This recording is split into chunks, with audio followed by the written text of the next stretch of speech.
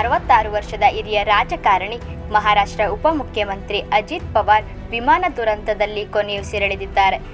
ಬಾರಾಮತಿಯಲ್ಲಿ ಸಂಭವಿಸಿದ ಭೀಕರ ವಿಮಾನ ಅಪಘಾತದಲ್ಲಿ ಮಹಾರಾಷ್ಟ್ರ ಉಪಮುಖ್ಯಮಂತ್ರಿ ಅಜಿತ್ ಪವಾರ್ ಸೇರಿದಂತೆ ವಿಮಾನದಲ್ಲಿದ್ದ ಎಲ್ಲ 5 ಪ್ರಯಾಣಿಕರು ಸಾವು ಕಂಡಿದ್ದಾರೆ ಎಂದು ನಾಗರಿಕ ವಿಮಾನಯಾನ ನಿರ್ದೇಶನಾಲಯ ತಿಳಿಸಿದೆ. ಅಜಿತ್ ಪವಾರ್ ಸೇರಿದಂತೆ 5 ಸಿಬ್ಬಂದಿಗಳನ್ನು ವಿಮಾನ ಹೊತ್ತೊಯ್ಯುತ್ತಿತ್ತು ಎಂದು ತಿಳಿಸಲಾಗಿದೆ. ಮುಂಬೈನಿಂದ ಬಾರಾಮತಿಗೆ ವಿಮಾನ ತೆರಳುತ್ತಿದ್ದ ಏರ್ಕ್ರಾಫ್ಟ್ ಲ್ಯಾಂಡಿಂಗ್ ಆಗುವ ವೇಳೆ ಬಾರಾಮತಿ ವಿಮಾನ ನಿಲ್ದಾಣ ಸಮೀಪದ ಹೊಲದಲ್ಲಿ ಇಂದು ಬೆಳಿಗ್ಗೆ 8:30ಕ್ಕೆ ದುರಂತ ಸಂಭವಿಸಿದೆ ಎಂದು ಡಿಜಿಸಿಎ ತಿಳಿಸಿದೆ. ಬಾರಾಮತಿಯಲ್ಲಿ ಅಪಘಾತಕ್ಕೀಡಾದ ವಿಮಾನದ ಬಗ್ಗೆ ಮಾಹಿತಿ ನೀಡಿದ ನಾಗರಿಕ ವಿಮಾನಯಾನ ನಿರ್ದೇಶನಾಲಯ, ಮಹಾರಾಷ್ಟ್ರದ ಉಪಮುಖ್ಯಮಂತ್ರಿ ಅಜಿತ್ ಪವಾರ್ ಅವರು ವಿಮಾನದಲ್ಲಿ ಇನ್ನು 2 ಸಿಬ್ಬಂದಿ, ಒಬ್ಬರು ಪಿಎಸ್ಒ ಮತ್ತು ಒಬ್ಬರು ಅಟೆಂಡೆಂಟ್ ಮತ್ತು 2 ಸಿಬ್ಬಂದಿಗಳು ಪಿಎಸ್ಐ ಮತ್ತು ಎಫ್ಒ ಸದಸ್ಯರೊಂದಿಗೆ ಇದ್ದರು.